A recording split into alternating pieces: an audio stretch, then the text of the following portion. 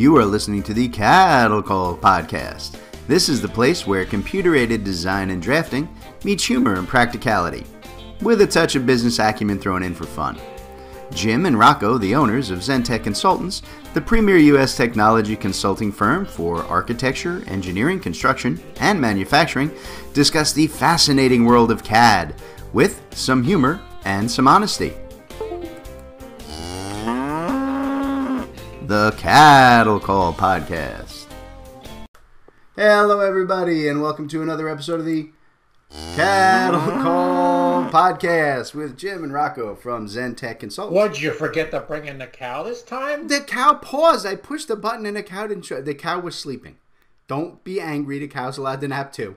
I think we need to bring in a real cow one of these days. Hey, don't you make fun of me like that. Troublemaker already. This is going to be one of them days. That's all right. That's all right. That's all right. So, so I'm Jim. You're the very tired today guy, Coppinger. And with me, as always, is my co-host. I got you all confused. You couldn't even remember your name. I really don't. All I know is I'm very tired. And I blame you. All right, very tired. I'm Rocco. You're Rocco. He's Rocco. He's Rocco, the guy who schedules the recordings of these things late on a Friday afternoon, which is why Jim is very tired. So, and then he calls me a cow. The guy is so rude. Just wrong. Oh, goodness. So what are we doing here today? Oh, we're talking about using CAD Lite versions today as our topic, which is actually a really interesting topic for me because it's something that a lot of people kind of either live with or skirt around or don't even want to talk about. But I wanted to kind of talk about the concept of Lite versions of CAD systems and why even very large companies may want to consider using them. I want to get into the kind of the benefits and the limitations of these systems, as well as getting into a little bit on the price differences, so that our listeners can get a better understanding of what they're paying for versus what they actually use. So let's start off here by defining what I mean by Lite versions of a CAD system. When I say that, I'm not talking about those free or $50 a seat mini CAD systems you find all over the interwebs that really just are not sufficient for working in a professional environment. What I'm talking about here are major CAD systems, right, like AutoCAD and BricsCAD and a couple of others, who offer a reduced price, strictly 2D version of their CAD software. Now, in all cases, right, of a light version of a CAD system, there are going to be missing features and functions that you'd have in the full version, right? But for a lot of us, those features really aren't important. There's still a really big portion of the design and construction world that uses just pure 2D drafting for most, if not all, of their daily work. And we've talked about that a bunch of times here on the podcast. The one thing that all of these Lite systems have in common is that they don't restrict the 2D CAD drafting tools in any way. Drawing things like lines and arcs and circles and doing layer controls and text and hatching and blocks and all those basic items that we need to generate and work with construction documents, they work exactly the same way that they do in the full versions of the software. The things that get left out are usually related to 3D modeling and parametric tools and multi-user network licensing.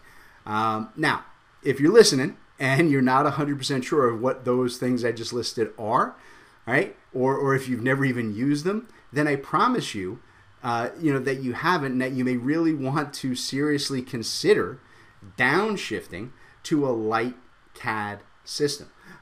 So Rocco, what do you see as kind of the breakdown here in terms of a percentage of users, right, that work with the full CAD systems versus the Lite? And do you think that the size of the firm tends to impact those decisions?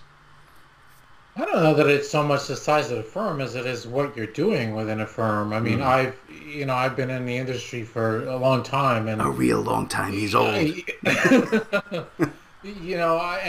I've seen big firms like Mercedes-Benz, using AutoCAD LT and have hundreds of licenses there. So, it's not so much the size of the firm as it is what the line of work that you're doing and whether you really need, full AutoCAD or full BricsCAD versus, AutoCAD LT or BricsCAD Lite. Okay. So, but do you see that there is like do people tend to gravitate more towards one or the other, or it just completely depends on what they're doing? It depends on what they do. I mean, a lot of times people tend to gravitate towards like I need AutoCAD, right? They don't realize or think about having a light version, or they just they look at BricsCAD and I need BricsCAD Pro. So a lot of times it comes down to education as to what's available on each level. Okay, and that's kind of what we're hoping to do here with this podcast. So that's a good segue. So all right, so let's talk a little bit then about the limitations of a Lite system and kind of what you'll be missing from a practical standpoint. The biggest thing I think that gets left out is that base 3D modeling system. Now, for most of us, that isn't a problem at all because we're not really talking about BIM related modeling tools that you would get with a system like BricsCAD BIM or Civil 3D or Revit from Autodesk. Those are separate what we call vertical systems for high-end design work that have the 2D drafting is an add-on and it's not the primary design tool. That's a 3D design tool. The 3D tools that we're talking about in these CAD systems and that we're going to lose in a Lite system, they're actually not used by most people, right? They're the types of tools for modeling solid objects like teacups and bolts or massing toroid shapes and cubes, right? They're the stuff that we learned in like our basic CAD drafting class in high school, and those were very useful tools back in the early days of CAD. They were the original 3D modeling tools that we had available, right? For a long time before we had any of those advanced 3D packages for BIM and manufacturing. Those vertical packages, right? Like Inventor and BricsCAD Mechanical and so on, they have huge libraries of 3D objects, and they're much faster and much more efficient at modeling in 3D. So almost nobody is still using those base packaged 3D tools anymore. So and another big ticket item, I guess, that gets dropped in most Lite packages is the rendering system and the animation system, which may seem like it's a big loss, right? But the truth is, rendering is completely useless unless you're actually doing 3D modeling anyway, right? So it has no effect on a 2D system or a 2D item, so you're just not going to miss it. And there are other tools that may or may not be present in a particular Lite CAD system, depending on the software you choose to work with. So, I do think it's really important that, like Rocco was saying earlier, you need to do a little bit of your own homework to make sure that the system you choose isn't missing something that's really important to you, right? Luckily, right, most of the Lite softwares out there come with a comparison matrix that will show you what features are and are not available within each system. So Rocco, do you still see any of our client base working with those base 3D systems in AutoCAD and BricsCAD, or have most of those made the move to those systems like BricsCAD Mechanical or Inventor or Revit and BricsCAD BIM, things like that? Oh no, there's tons of folks out there just still using straight AutoCAD or BricsCAD. It's moving into a package like you said, like Revit, Civil 3D, Inventor, BricsCAD Mechanical. They're great tools, but they involve a learning curve, right? And they're extremely powerful, but there's a learning curve, and I think there's, I don't know, maybe it's a 60-40 split, but I think there's still probably 40% of people out there that are still using AutoCAD, because they've been using it for so many years and are so familiar with it. Yeah, and I agree with that. I guess what I was asking is for of that 40%, right, the people who are just using AutoCAD or just using BricsCAD, those two systems have 3D modeling features in them. Do you see people actually using those, or have they just said, nah, it's not enough? If they need it, they either don't use it or they've moved on to those bigger systems? Oh no, I still see them using it. You Okay. know, it all depends on the user and what they need, and it's also driven by right who they're working with and what kinds of files they're sharing and Okay. what the demands are of the job. But they're definitely still using those products. Really? I'm actually surprised by that because I actually find the opposite. I mean, on the tech side, when I'm dealing with people, I don't see hardly anyone using those built-in AutoCAD 3D tools anymore. But hey, we all talk to different clients, so that's all right. So there are still folks that they're using that. Okay, so Yeah, all right, no worries. And look, I think for the listeners out there, I think the most important thing to keep in mind, right, when you're considering going to one of these Lite softwares, is you need to consider what you do on a daily basis. Exactly, kind of what Rocco was saying. You need to look at what you do on the daily and make sure that the Lite system you're choosing can actually perform all the tasks that you need. One of the things that I see a lot is that people tend to get drawn into more expensive systems by salespeople. Not to pick on Rocco today, but we all know how Jim feels about salespeople. But he knows how he feels about Rocco too. Ah, that's true.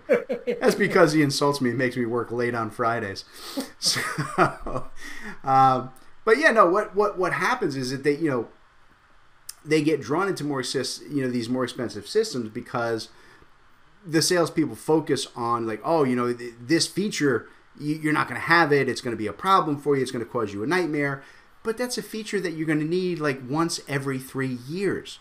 That's like buying a truck with a snowplow on it when you live in Bermuda. It's conceivable that you might need it at some point, sure, but it's not likely. So why are you spending all that extra money?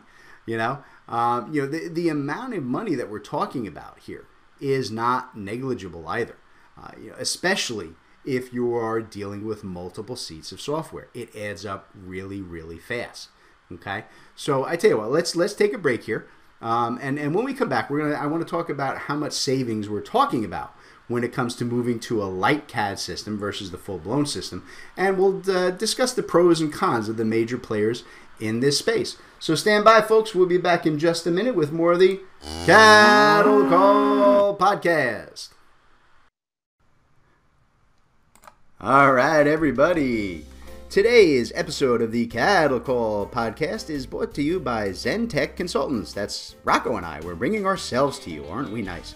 So we wanted to talk to you guys today about some of the things that we offer at ZenTech Consultants. In particular, we wanted to talk to you today about our offerings around developing and upgrading your CAD standards. We are here to help you guys with all of your CAD standard needs, from ongoing drafting and design support to block and library development, full CAD standards development, right, CAD version upgrades, really whatever it is that you guys need when it comes to developing, implementing, and tweaking your current CAD standards. Or like I said, if you don't have any yet, we can help you build them from scratch. So Rocco, why don't you tell all the good folks how they can reach out to us and start that conversation? Yeah, there's a lot of information, people, on our website, zentechconsultants.net. That's ZENTEK consultants.net. Or you can give us a call, 866-824-4459, or even drop us an email, sales@zentechconsultants.net.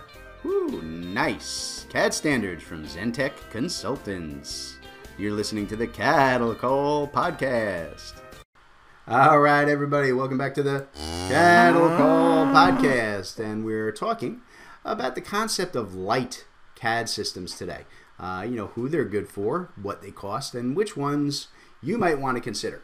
And I want to start this segment talking about the pricing of Lite CAD systems versus their full CAD counterparts. There can really be a very substantial savings for your company by moving to a Lite system and letting go of a few features that you're likely not using anyway. In most cases that I see, the Lite version of a CAD system can be as much as 50% less than the full version. Right? And that's nothing to sneeze at, right? Just with the base software cost, that's an important savings. But it also means, smaller and easier installation, simpler training, quicker updates, right? Easier support. And all of that can have a real big impact on your bottom line. So Rocco, let's start this off with you, right? Let me ask you about the actual costs for the two biggest players here, which are BricsCAD and AutoCAD, both of whom offer a light version of their systems. What's the difference in cost? And let's start with an annual subscription on each of those. Annual for BricsCAD and annual for AutoCAD. What are we talking money-wise? You're talking for full BricsCAD for the light versions. I mean compare both, right? What's BricsCAD full versus BricsCAD Lite, and what's AutoCAD full versus AutoCAD Lite? Yeah, AutoCAD. I had to look it up because it's feels like it's like constantly changing, but it's it's $1775 for a year versus AutoCAD Lite is $440 a year. And then if you're looking at, that's a big difference. That's a big difference, yeah. Now with BricsCAD, it's not so much. I mean, if you look at BricsCAD Pro, it's $720 a year versus with BricsCAD Lite, BricsCAD Lite, it's $350 a year. Yeah, I mean, it's still less than half of the cost. I mean, you're talking about BricsCAD being an overall much cheaper product to begin with, so it's still. In both cases, right? In AutoCAD, it's a dramatic difference going from AutoCAD to AutoCAD Lite. And BricsCAD is at a little bit over 50% if my math is right on that. So those are big numbers, right? That's not something that you can easily ignore. You start looking at cutting those base CAD costs in half across your entire company. And I think the bigger the firm that you are, the more dramatic that impact is going to be. It's one thing to save, $500 or $600 a year on one or two seats. When you're dealing with 50 or 100 or 1,000 seats of software, wow, that adds up real quick and can mean the difference between you getting a raise and that big bonus or, getting the handshake and a pat on the back. So, yeah, those prices make a big play. So, like I said, I want to focus on BricsCAD and AutoCAD because those are the big players in this 2D CAD market. And they're most likely what all of our listeners are using, one or the other. And each of those systems have slightly different components that are removed from their light versions. Okay, so Autodesk's the light version of AutoCAD is called AutoCAD LT, and AutoCAD LT eliminates, for an example here, they take out Lisp programming support and the import and working of external add-on programs. Right, you can't bring in like third-party apps and things like that to work in LT. And for a long time, that has been, I think, the big driver for a lot of people to steer clear of LT. Okay, and they're staying with AutoCAD and they don't really need it because of that limitation. Look, the truth is we all have those really useful Lisp routines that we depend on to handle tedious and repetitive tasks that are specific to our work process. Whether you created them in-house or maybe you downloaded them from the interwebs, I have yet, in all my years of helping people customize and configure their CAD systems, I have yet to work with a single client who isn't running at least a few Lisp routines on a regular basis. It's a great little, customization and configuration tool. And I think, that's a particular area where the BricsCAD version wins out, right? BricsCAD has BricsCAD Lite, right, which is their scaled down version, and they've actively tried to differentiate themselves, and I'm sure it's in order to take a bigger share of the CAD market out of Autodesk's back pocket. But the way they differentiated themselves in this Lite situation is that BricsCAD Lite fully supports Lisp and plugins, right, which is actually drawing a lot of attention, and I think particularly from people who have been using the full-blown version of AutoCAD for a long time because of that Lisp limitation inside of LT. They're seeing a much cheaper, much more reliable system that they can work with, right, in order to kind of make that transition. So that's what I'm seeing. Okay, so Rocco, from your standpoint, when you're having your conversations, how big of an issue is the Lisp and the third-party app access? Is that a kind of a stopping point for people who are considering going to a light version of CAD if they can't get those utilities? Yeah, and I'm surprised to see that there are so many folks out there using those Lisp routines even today. So yeah, it does make a difference for sure. And you don't see it just in smaller firms. I mean, it's across the board. So I had a conversation earlier today with a big firm that has list routines, and so it's a need. It's definitely Yeah. a need. I mean, the Lisp routines, I don't see those going away. I mean, it's a very old programming system, but it's so easy to use that most anybody with a little bit of programming knowledge and a little bit of a CAD background can automate a whole lot of custom workflow processes. So it's still, even though it's old and out of date, it is still the most versatile end user programming interface that you're going to find out there. So that's why I think it's so important. So another big limitation of AutoCAD LT is that it doesn't support multi-user licensing. And any of you guys who pay attention to the news, that's probably not a big surprise, right? Since Autodesk has been trying to eliminate network licensing completely for the past 2 years on all of their platforms. They keep delaying pulling that trigger due to major pushback from their large clients, but it is still something on their radar that they're trying to get rid of for financial reasons. So for those of you who don't know what I'm talking about, if you're unfamiliar with the concept, network licenses are a pool of licenses that are hosted on a local server that your users can pull their CAD licensing from. And what it does is it lets you buy fewer licenses and then share them across multiple people. Right? In other words, you can pool 10 licenses. You buy 10 licenses. Then you can install the CAD system on 100 different computers, but you're limited to only 10 people at a time using the CAD system. And that's really a vital tool, a vital process for people who are dealing with, part-time or occasional CAD users.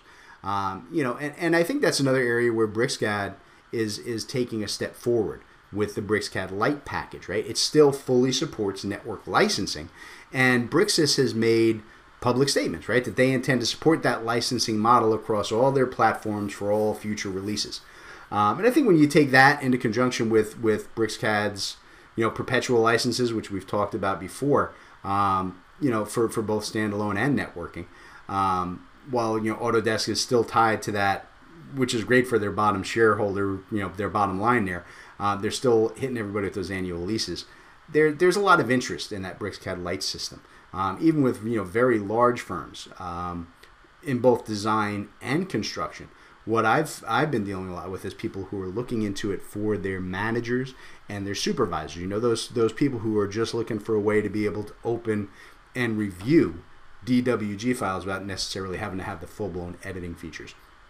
So Rocco, what's the vibe you get from clients on the licensing options for these Lite systems? Is that a sticking point, or do you think it's secondary to the inherent software limitations?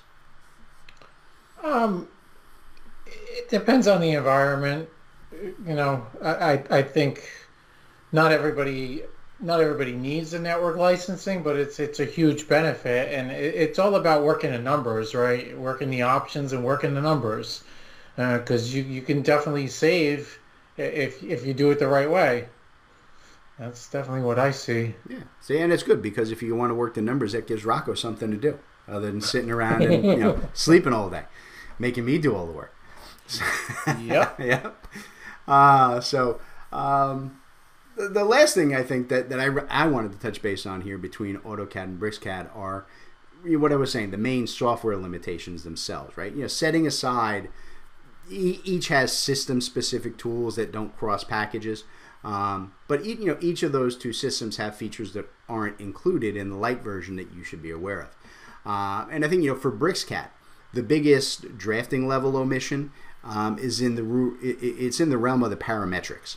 In other words, if you need to regularly add parameter controls to your drawn items, things like blocks and lines and text and so on, to kind of keep people locked within specific lengths or distances or sizes, then BricsCAD Lite may not be your answer. Look, the good news there is that BricsCAD Lite will read, right, all your parametrics and let you do basic editing of them, right, so you can work with them with no issue, but it will not give you the capacity to create any new ones. That's not something that's kind of what they remove in the Lite system. And I think going the other way on the AutoCAD LT system, the biggest CAD loss I think is definitely that, those third-party add-ins. Even simple things like the Express tools, right, from Autodesk, right? Autodesk's own Express tools that so many of us use and love in all our other Autodesk systems, they can't be loaded into LT, right? And those types of tools, those little, one-click buttons to do a simple task, can be dramatic, time savers when they're applied to your CAD environment. But like I said, whichever system you're looking at in that Lite environment, the basic drafting work for both of them is identical to their full-blown counterparts. Right? So, I guess what we want to make sure you guys walk away with today is that if you don't make use of any of the tools or the features that we discussed here today, those advanced 3D modeling and the rendering and the parametrics, if those are things that you just don't deal with, whichever system you're working with, I really suggest you guys reach out, contact your software reseller immediately, and talk about moving your company to the Lite version for most, if not all, of your CAD licenses. And look, hey, you may even want to consider switching to BricsCAD Lite to get those perpetual network licenses at a lower price with identical tools and functions in the same drawing format that you have in AutoCAD. See, and that's that. See that, Rocco? I put in a sales pitch there for you at the end. Did I do good? Pretty good. Look at me, huh? Look at me. I'll be a salesman just like you someday when I grow up. Not likely, dude. I hate salespeople. All right. So with me done mocking Rocco for the day, I think we can put this topic to rest. All right, and we will what? You got something else to throw in? Yeah, I was just going to make another point that, the other thing is you could start out if you're a startup, right? Or if you're just getting into CAD. I mean, there's always the option to upgrade down the road, right? I mean, you could upgrade from BricsCAD Lite to BricsCAD Pro. Yeah. I'm not 100% sure these days how the migration from AutoCAD LT to full AutoCAD goes, but when your term is up, I'm sure that you could then move to full AutoCAD. So it's that's an obvious statement, but something that should be considered if you're looking to save some money, especially if you're a startup. Start out with the Lite, and as your work grows and you find that you need more functionality, you can move in that direction of 3D and getting into parametrics and going to the full packages. That's a really good point, man. Start with what you need today, and you always have that option of adding more tomorrow, right? You don't need the Ferrari to get going. Let's start with the little, Honda Accord, and then we'll upgrade as we go. Sounds good. All right. Well, with that being said, now you can go and take off in your Ferrari, Jim. Woohoo! I have a little wind-up one here on my desk. It's very lovely. You'd all love it. That's all he'll let me have. All right, folks. We've taken enough of your time. We're going to get out of here, and we will catch you next time on the Cattle Call Podcast. All right, everybody. Today's Cattle Call was brought to you courtesy of Zentech Consultants. That's Rocco and I. Zentech Consultants works with design and manufacturing firms to help our clients purchase and implement the software that they need in these complex industries. We provide a single point of contact for clients to buy, develop, and learn the most vital software systems for your specific needs. Zentech strives to be your trusted technology partner from your initial needs all the way through long-term support and training for your entire staff. So Rocco, why don't you tell them how to reach out to Zentech? All right, yeah, you can reach out to us through zentechconsultants.net. You can email us at sales@zentechconsultants.net, or you can even call us 866-824-4459. Excellent. We look forward to hearing from you all.